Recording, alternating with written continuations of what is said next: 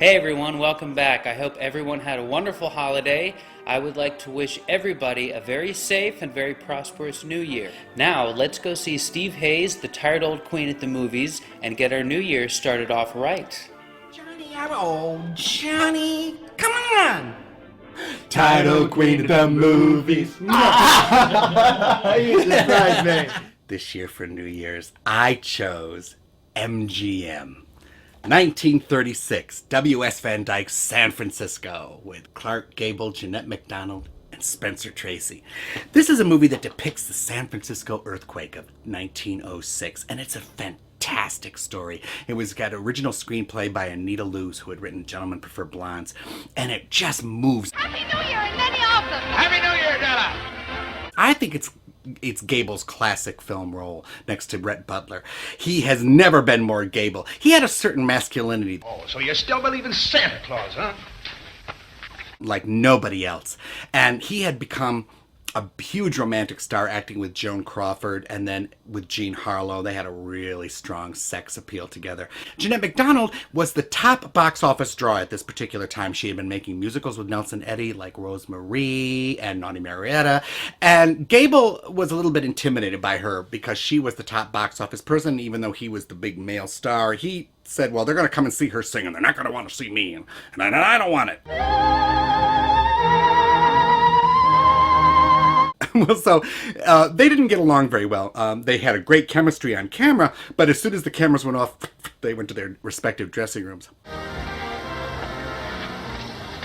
The person who really stole the movie was Spencer Tracy. Spencer Tracy had come up from New York, from Broadway, and he was gradually just becoming more and more and more of a star. That's what I say.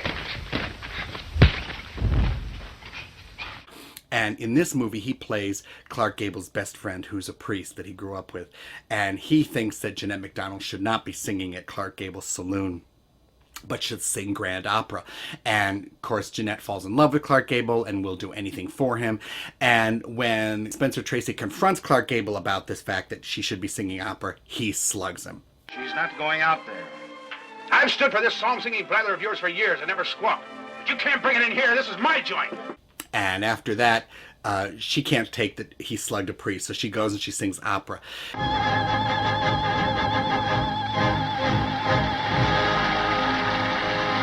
Well, it all culminates with Clark Gable's establishment is going down, and they do a benefit performance, and Jeanette MacDonald shows up, and it's W.S. Van Dyke. He was such a great director. It's edited within an inch of its life, and she gets up on stage and sings that old song, San Francisco, San Francisco, do, do, do, do, do, do, you know, and the whole audience gets into it, you know, and they're all singing and singing and singing, and she wins.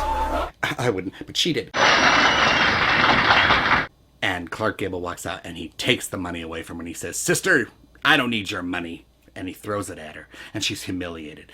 She goes to leave, and the whole place just starts to shake. Look at that! These special effects were just amazing for the time. They shot the earthquake in the exact amount of time that it took the actual San Francisco earthquake to take place.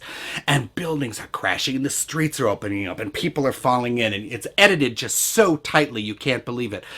And Gable thinks she's dead. He thinks he's lost her, and they show that all these people trying to get through the rubble to get people out, you know, before the next quake comes, and he cannot find her.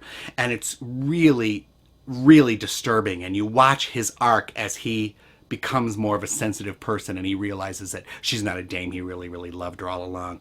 This movie has that high gloss MGM style of the 30s, when the business that made the most money in the Depression was the movie industry.